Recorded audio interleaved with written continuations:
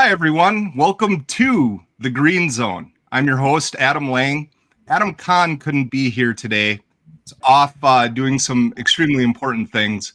But today we have a very special episode that's going to focus on incentives and driver appreciation and what we found works really well. I've got a couple of really great guests today. I'd first like to introduce Ron Bourque from AIM Transportation. Ron, could you introduce yourself and please say something about your company? Sure. My name is Ron Bourque. I'm the VP of Safety at AIM Transportation Solutions. We're a dedicated contract carriage company. We also have a robust national leasing business under AIM Leasing. We've got 50 locations nationwide, or at least around the Midwest, and we've got some tentacles out around the country. And we've got 400 drivers that run Netradyne cameras. Awesome. Well, appreciate that, Ron. Next, we have Cyrus Mostashari from Netradyne stepping in to help us understand some of the things behind our scoring system known as the GreenZone and the title of this podcast. So, Cyrus, could you introduce yourself and maybe tell us something about what you do at Netradyne? Yeah. Hi, Adam and Ron. Thank you so much for having me on the podcast. I'm Cyrus. I'm a group product manager at Netradyne. I lead a group of product managers, and we work on a variety of products. One of the products that I've had the pleasure of working on directly is the GreenZone score. So I'm kind of excited to share a little bit today about how we developed the score, what our vision was, and then see how Ron has been putting that score to use. Excellent. Well, we're really happy to have you. And just knowing you personally, Cyrus, as well, I think you're the right guy to help explain some of these nuances with our scoring system. So here's the thing. For all of our listeners, first off, if you have questions, put them in the comments and we will get to them as we can. I promise.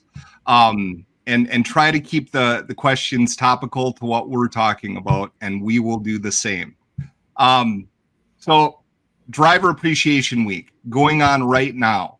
And I think we could all agree, we got to give a shout out to all the professional drivers, over the road, LTL, regional, commercial drivers. If you drive for your job, thank you for what you do. Nothing happens without you. Store shelves don't get stocked. Fuel doesn't get delivered. We can't drive to our jobs, although I don't have to drive that often because this is my house, but you get my point. Guys, you want to say anything out there to the professional drivers? I mean, I'm giving my thanks and my appreciation. How about yourselves?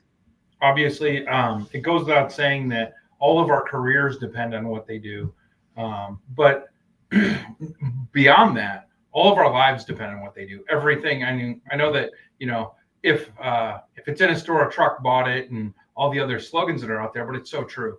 When you drive through a major city and you see just the sheer volume of trucks out there, and you understand that transportation and logistics, I don't know, what is it, Adam, like 10% of the whole economy?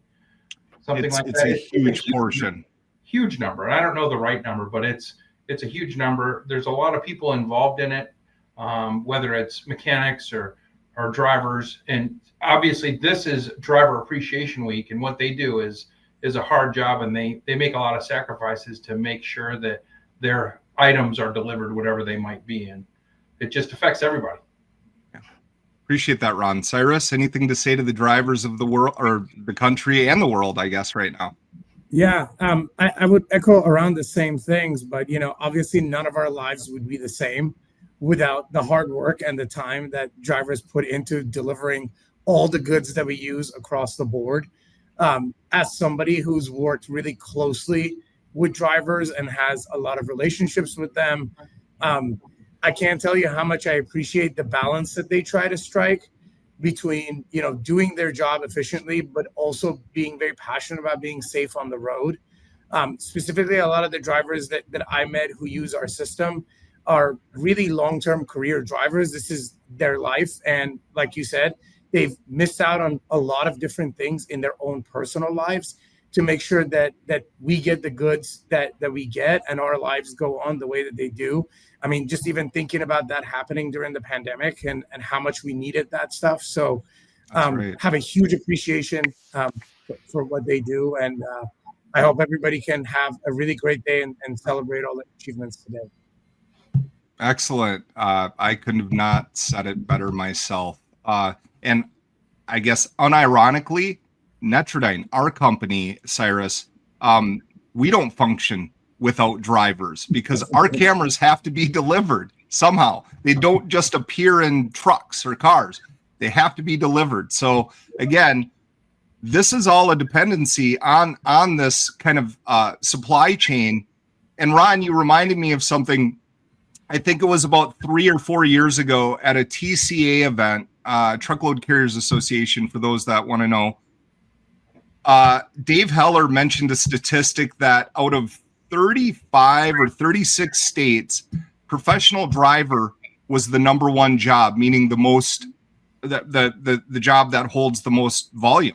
So again, that puts everything into perspective, the sacrifices these folks make so we can have the stuff in our houses and in our businesses that we need. I'm going to stop gushing about it right now, but really, truly, this is appreciated. I'm going to spend some time at a couple trucking companies tomorrow and Friday, handing some things out and just expressing my appreciation as well. So this is going to be a great episode, and I feel like we've got a lot to discuss. So I'm going to just kick it off.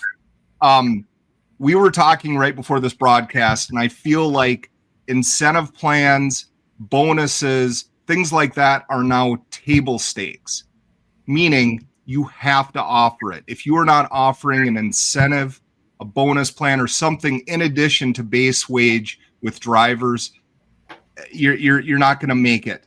And I shouldn't say it that way. I'm just thinking your drivers are maybe not going to stick with you as long.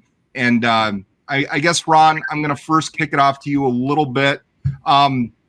What are your thoughts on driver incentives, and give us some information on why you think that they're good?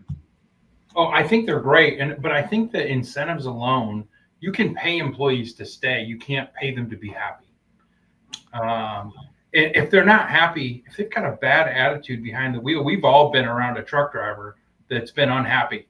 Mm-hmm. It's not someplace that I want my family or myself, or someplace that I want our professional driver as a company. I don't want him unhappy behind the wheel and operating an AIM truck. That's just not what any of us need. So I think we can do some things around pay and incentives, but we can do some things around recognition and other incentives that don't necessarily need to cost a ton of money. I mean, we spend money on recognition, and we build programs, and we try to say thank you in a lot of different ways. But we also see that some of those are effective for some people, but not everyone. We can give a safety bonus, and some people are going to say, you know what? I value my extra 30 minutes at home a week by speeding to get, I value that more versus collecting that, penny a mile or whatever you have, valued that time at for them. They've got their lives too, and they don't always value it the same way as we do. So we try to hit it from a lot of different angles.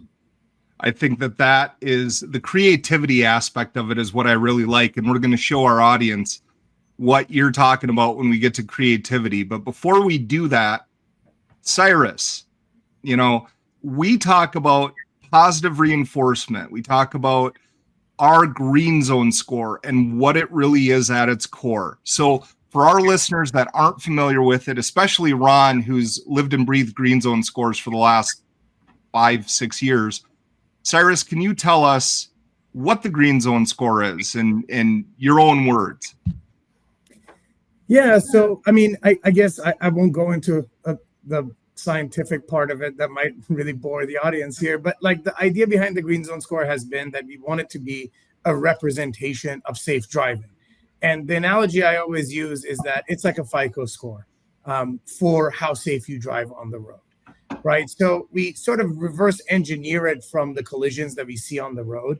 But to do this, we have to be able to see a lot of things. So it's not about seeing what the drivers are not doing correctly. It's about understanding the context they're in, what they should not be doing, and then what they're doing well. And making sure we actually double, triple, quadruple down on what they're doing well, because just the behavioral psychology science tells us that people respond way better to positive reinforcement than something like punishment, right? So I'll give you an example. I put the camera in my car. That's the first thing that I did. I'm from California, and the first thing I realized is I've never truly stopped at a stop sign before, right? So then what happens is the camera tells me, hey, you didn't stop at the stop sign. Now, what I was thinking about for a long time is, how do we make that into a game? How do I incentivize somebody like me to want to consistently stop at stop signs?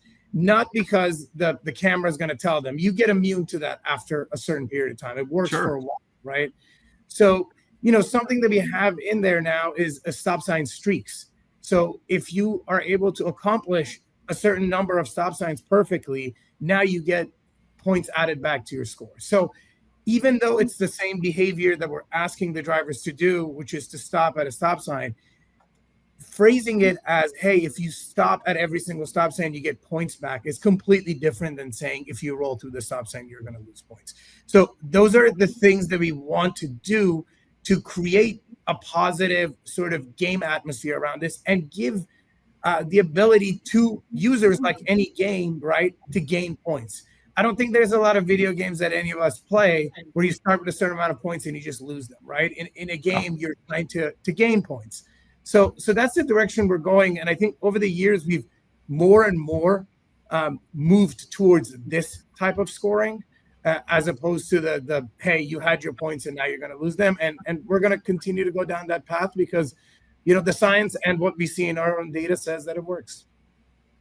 That was summed up very nicely, Cyrus. There's a lot of people that probably grasp some really good understanding what the GreenZone score is. So when you do the things that are being encouraged, you're going to gain points. Your score is going to go up. When you do some of the things that we don't want you to do in your vehicle, you may lose points, but I know it's proportional to the number of opportunities you have to do the good thing, to do the right thing. So I've always been fascinated with that as well. You're talking about stop signs, and I'm thinking back to my days as a safety director, and I'm talking to a driver about, okay, you missed a stop sign today, and leaving it there, and then utilizing this system and saying, you stopped at 35 out of 36 stop signs today.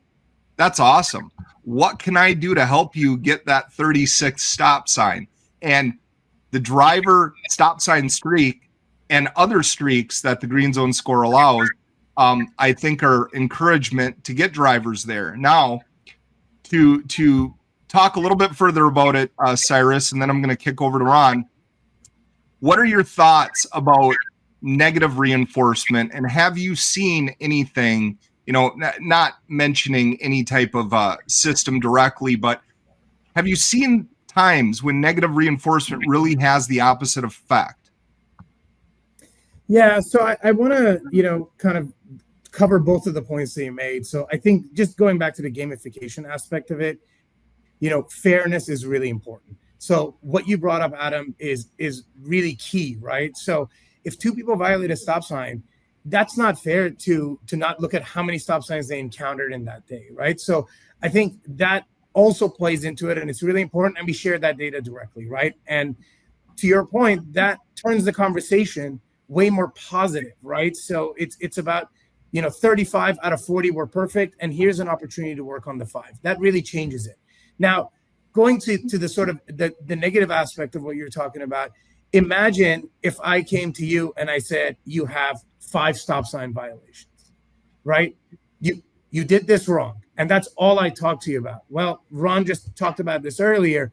You don't want somebody to be frustrated in their job. Nobody performs well when they're frustrated or feel like they're not doing a good job. So the huge difference is these are 5 stop sign violations. If you approach them as you didn't do this right, you're not going to get the same results. You're going to frustrate the driver, and they're going to say, you know what? I did 35 correctly. He never recognized that, right? But they're only recognizing the 5 that I didn't do well. And that's discouraging and makes the driver not want to listen. Now, again, it's the same exact thing, but if you say you did it well 35 times, congratulations. Now let's work on improving these other 5.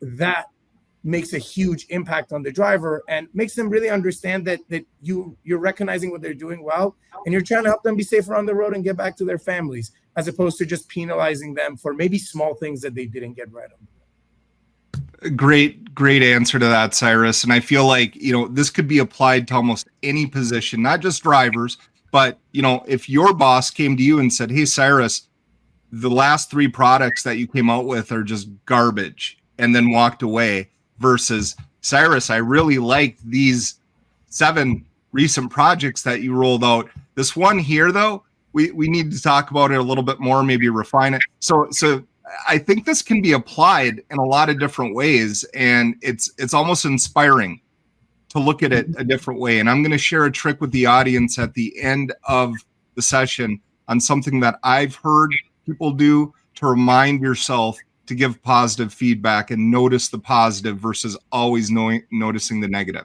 Ron, you've been awesome, patiently waiting, chomping at the bit. I've got a lot of things to ask you. So first, I'm dying to know, this program you have that people can see on YouTube, Drive for the Crown. Please tell me about it and enlighten our audience. What is the Drive for the Crown program that you do at AIM? So this is the 2nd year we've done it. The first year was unbelievably successful. One of the other YouTube videos, you might have forgotten, Adam, we did a really, really bad YouTube video last year. You and I did, and we kind of reviewed some of the metrics. And I went back to those results over the last month or so, and I printed some of it out in front of me, and I still can't honestly believe it, with the impact that it had on our fleet. And before I get into exactly what Drive for the Crown is, but we saw 82% reduction in following distance alerts. If I measure the 3 months before Drive for the Crown and then the 3 months of Drive for the Crown, I mean, I remember last year at this time saying, we've got to do this every year. We've got to have a continual contest. We've got to be in Drive for the Crown mode every quarter, because basically the alerts evaporated. Scores were up, everything was good, but 82% of our following distance alerts and 55% of our hard braking was gone. Our stop signs went down by 56%. I just really couldn't believe it. Everything that the driver could control, they controlled. When I look at those people that were really active in that system. Now, what Drive for the Crown is for us, and maybe we'll start with the video. What do you think, Adam? We've got about a 2-minute video. We could show that video. I first want to remind our audience, please, if you have questions, ask them, put them in the comments, and we'll get them answered as we can. But yeah, let's look at this video to see if that helps explain what it is. Yeah.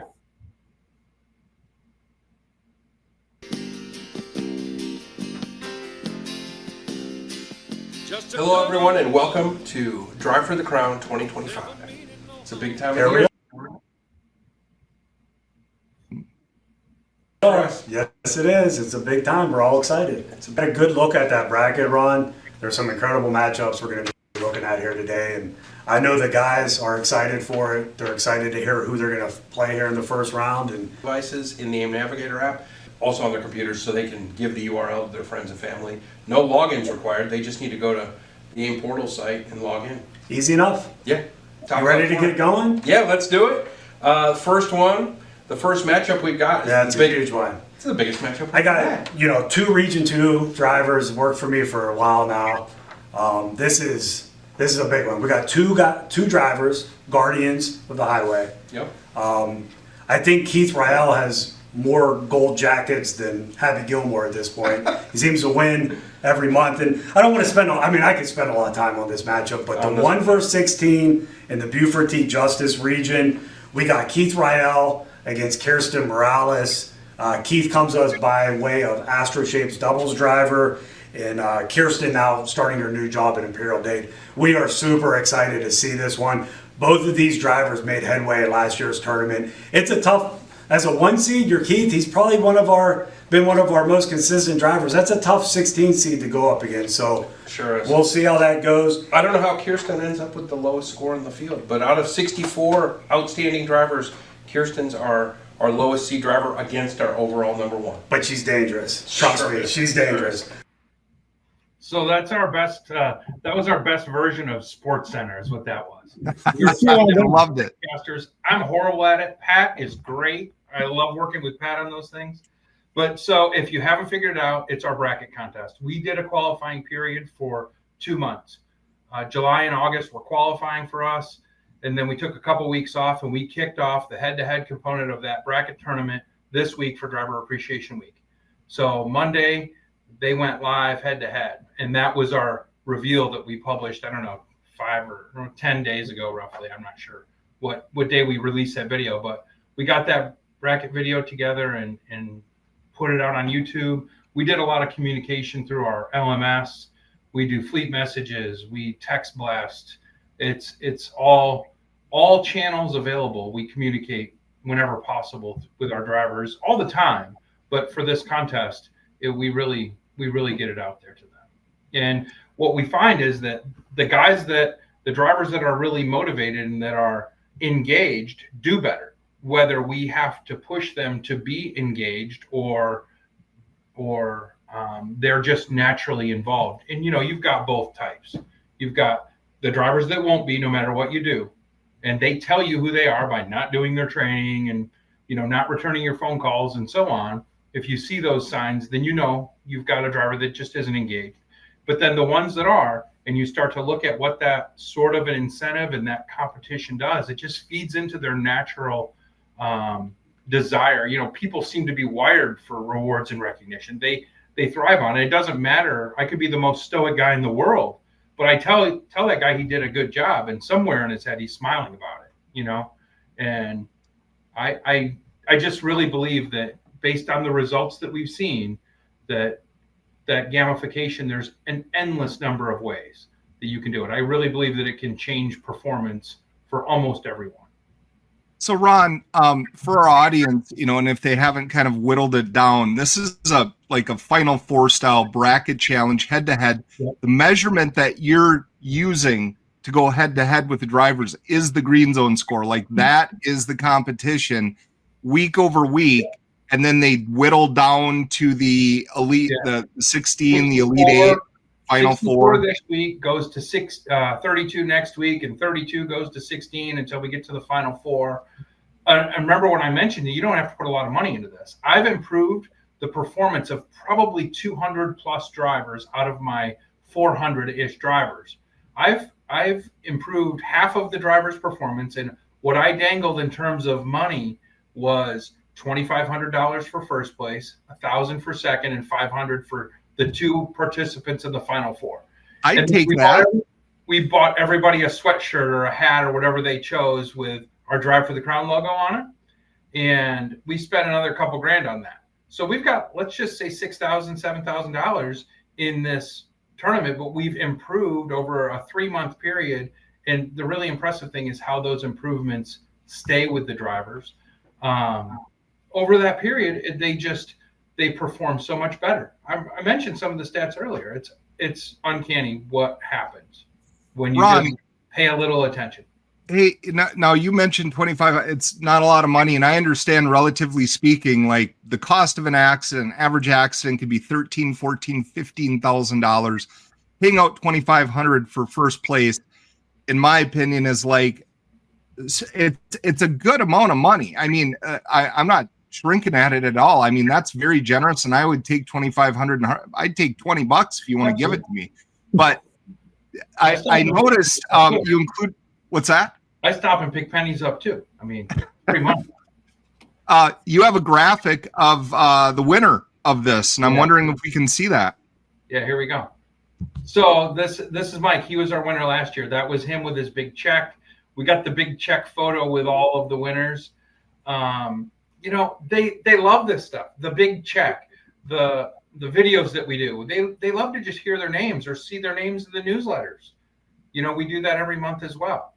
So when I say not a lot of money, when I look at what we've invested on a per driver basis, I don't know what that average is, but if you take our $4,500 prize purse and spread that over the impacted drivers, it's pennies. It really is pennies. It doesn't need to be for the company. On the company side, it doesn't need to be a huge number. They want their names in lights, so we try to give them to that. give Well, that to them. it's hitting the leaderboards, gamification. It's kind of checking all these boxes. Cyrus, I want to throw this back to you. What are your thoughts on a program like this? I mean, do you feel like this embraces what we're trying to do? It's kind of a rhetorical question, but I mean, add some commentary to this. I gotta say, so the first thing is I'm so blown away by the production value and what you've put around this. So we've talked about this. I know you do this bracket program, but just like sort of the graphics, the video, how similar this looks like a sports game, then the large check.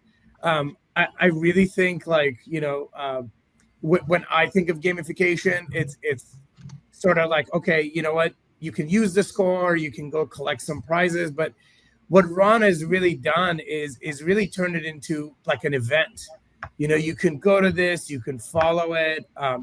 The results are obvious from what you shared, but I guess my short answer to this is that even in my sort of wildest dreams while I'm working on this, like in the lab with the data science team, I would have not imagined how elaborate and how cool what you've put together is, Ron. So I appreciate you saying that. I'm smiling seeing this. It's just effort. And like I said, we put in a little bit of effort. We have a little bit of technical know-how. I made that video, in the office. It's not difficult. You just have to tackle it. And if you do, your drivers will recognize that you're putting in the effort. They're putting in the effort. We've already said that.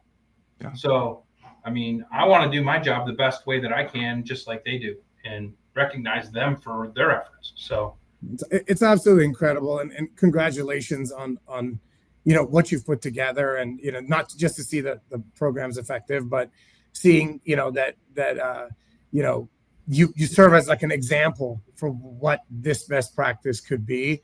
And like I said, it's beyond my wildest imagination. So huge congrats to you, Ron, and of course all the drivers who participated and the winner of the crown. So we got a quick question here, guys. Carol says, love the video. Also seems like a good way to create community. Did your drivers carry the buzz everywhere? There's no doubt. We hear from them all the time. And I was on the phone with one of our qualifiers. Tech, can you put the picture up of Curtis with his jacket?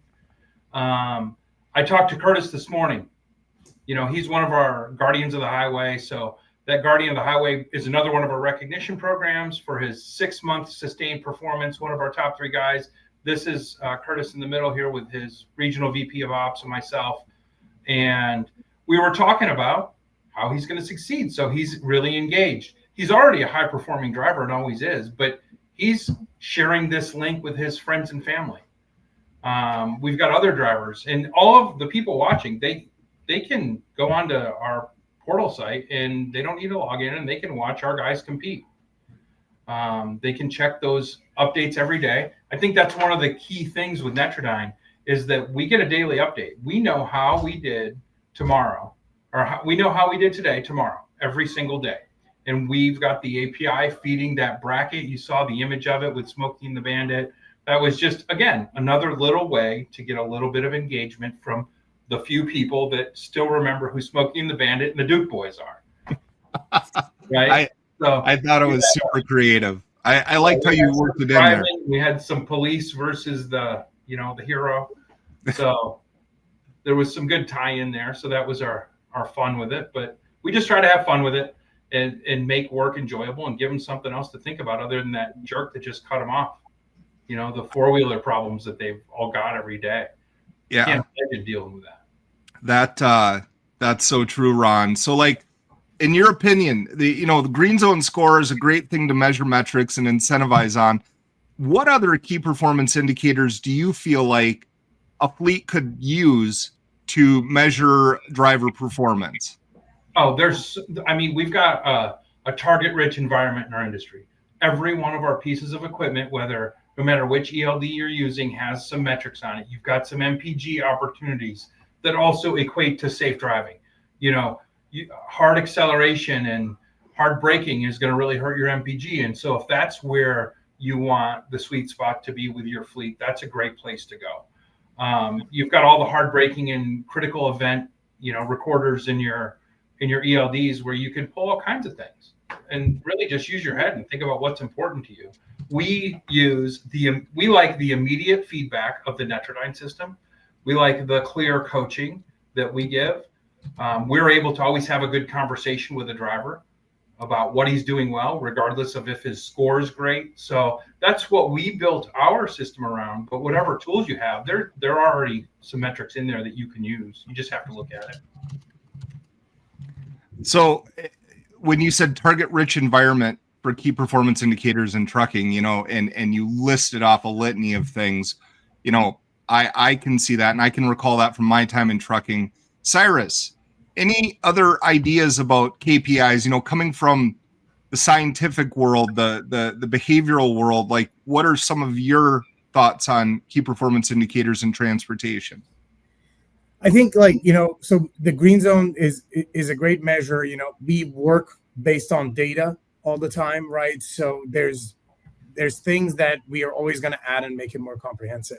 Today in our world, there are some things that are not yet included in the GreenZone score for a variety of reasons. One of them would be, for example, seatbelt compliance, right? So the score is really scientifically looking at correlation to collisions, right? You might not find that somebody that doesn't wear a seatbelt is necessarily more likely to get into a collision, but obviously that impacts their safety all throughout the road and during the collision. So taking some of those metrics of compliance that we're also starting to share, of this person has 99% seatbelt compliance and a GreenZone of X, those would be some nice things to kind of pair up with the GreenZone score. I think we also have some other peripheral things, right, that some fleets use that are adjacent. For example, you want to make sure the drivers are logging in, so all of their information is captured correctly. So you can use some of those as sort of soft incentives as well. But I like really what Ron says is, as the direction we're going is kind of understanding the relationship of some of these on MPG and on maintenance and some of the other fleet management impacts that this type of driving has. So soon from Netradyne, you're going to see not just a score on safety, but more of a comprehensive score that relates to the overall performance of the driver and how that impacts several areas, safety being one of them, fuel being another one, maintenance being another one. So it should be really exciting to see all those dots connect. It's specifically exciting for me as somebody who looks at big data and works with data scientists to see how all of these things are related and correlated. Yeah, there's one thing that I want to say about that. There's, I've looked at other camera systems. I've looked at as many of the camera systems as I can find. I'm still looking. I'm always trying to keep my ear to the ground to see what's new out there, because that's where I get my ideas. But one of the things that you touched on, throughout this conversation, you're studying what relates to collision. And that's why I don't want to have to make a choice as what's most important in my camera score. You're studying it. And so AIM is paying Netradyne to say, this is the way that you should structure the scoring and the judgment of the drivers as to who's doing a great job and who's not. So I am defensible. I'm very defensible with that stance, because you've got science behind you instead of what one person thinks that is sitting in front of a terminal and saying, well, that hard braking wasn't so bad. Yeah, no, I think you bring up like a fantastic point here, right? So from my side, what I try to do is not to have any subjective judgment of my own on any of this, right? And, we look at like a huge amount of data, like something like 2-3 billion miles of data to understand the correlation. Now, I will say no data is perfect. It's not like we can predict things or anything like that. We're looking at correlation of behaviors to collision rates. But what I will say is making decisions based on data is always better than making subjective decisions. And that's sort of our motto when it comes to how we score the drivers, right? And we continue to evolve as we have more data and we become better and better at it. But that's sort of always our North Star, Ron. And I'm glad that that resonates with you. Absolutely. And I appreciate it. Thank you. So, Ron, I'd like to know, with communication of these results and, broadcasting it to the fleet, and you had mentioned with your Guardians of the Highway program, which also sounds like a fascinating program, something to incent drivers. what are more of the ways that you use to communicate? Like, do you have a newsletter? Do you have any other things that reach family and friends of the drivers? What do you have? So I think we've got a newsletter sample out here. This is, actually, it's coincidental this one's here because that gentleman literally, Mr. Arroyo, is standing outside my door waiting to receive his Guardian of the Highway jacket. So if we get done in time, you might see a picture of me on LinkedIn with Mr. Arroyo receiving his jacket. So that's a newsletter we do quarterly. When our employees ventured in to drive for the crown, there's a few people that opted out. They didn't like the pressure of it, but every other person got a letter to the house to say, yes, Drive for the Crown's coming. Here are the rules. Here are some tips for safe driving, some tips to success. So we're doing the old-fashioned snail mail that the family can see.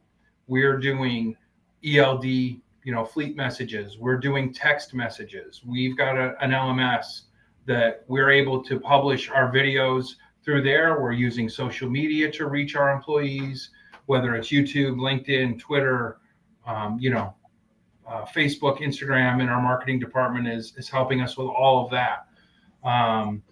If you've got another way for us to communicate, we'll do it. You just let me know what it is. But those are all the ways that we're doing it. Once those gentlemen and ladies get qualified through the tournament anyway, then another congratulatory letter goes out along with a certificate that says that they made it for the Drive for the Crown, and all those certificates are signed by me along with the letter. And we do the same thing every month. It's just monthly communication, congratulatory messages to the fleet that says, hey, good job to Cyrus and Adam who finished 1 and 2 in our whatever competition it is. So, Ron, I've got a final question for you about transforming behavior, which is the title of our podcast here. You had mentioned earlier that there were some drivers that just, they didn't buy into it. Do you have a good example, without using names, of a situation where you saw behavioral transformation and what those results were? Yeah, we've seen a lot of good ones and bad ones too. We've had some that just didn't take. So there's one, I don't know what the right word, one profile of driver that just needs a lot of attention. And his performance, to put it into perspective in Netradyne score terms, I'll use, he's hovering around 850, which is our fleet goal. And also to put that into perspective, we'll have about 25 to 40 drivers in a given week that don't make it to the fleet goal. Those are the people we're going to give some constructive feedback to. We're going to support them and try to help them improve their performance. He would be around that number, and then we'd build him up to 950 or so, and he'd start building new habits and he'd come back down, and it wouldn't happen overnight. He'd fall off. Eventually, we ended up losing this driver because he had a bad lane change. He had a crash, made some bad decisions, and we had to let him go. And it was disappointing to me because it's somebody that we worked with every single week that didn't make a good decision. Sometimes though, those coaching sessions translate to somebody that's unbelievably focused, and they take a new lease on life. And you can see some of the other materials that we've published with some of our other drivers and some of those stories that are out there, both from Netradyne and on our own accounts, that some of our drivers have taken the constructive feedback and run with it and really changed who they were as people and become better people. And I'm not exaggerating. I mean, there was one particular gentleman that we always joked that he had a mister and bamboo plants in his trucks because he was always talking about Zen. And, he wanted to have the right state of mind to drive his truck. And he was trying to remain relaxed. And that's what he was focused on. He had two things that he lived by: being relaxed and the Smith system. So he wanted to see, far out ahead of him to see what's happening in the future. And he wanted to be relaxed when he did it. Those were his keys to success. And everybody develops their own. I feel like being relaxed behaviorally with everything in life leads to better results. I mean, look how relaxed you guys are. And I felt like this was a great discussion. If you would have started out uptight, bad attitude, what have you, we probably would have had to shut down a little bit early, which right now I'm gonna move to close this podcast. But in tradition, I've always ended with a dad joke. The last 3 podcasts we've done. Today, I'm gonna do a trucker joke, and I am going to stay appropriate, but here we go. So a driver passes away and goes to heaven. He's at the gates and he's talking to St. Peter. And St. Peter goes, "So what did you do?" The driver goes, "Well, I was a trucker." And St. Peter looks at him and goes, "Does your dispatcher know where you are?" Kind of corny, but I love it. So guys, thank you so much. It was an awesome conversation. Always appreciate it. Hope to have you both back on. Take care, and we'll see you next time. Thanks, Adam.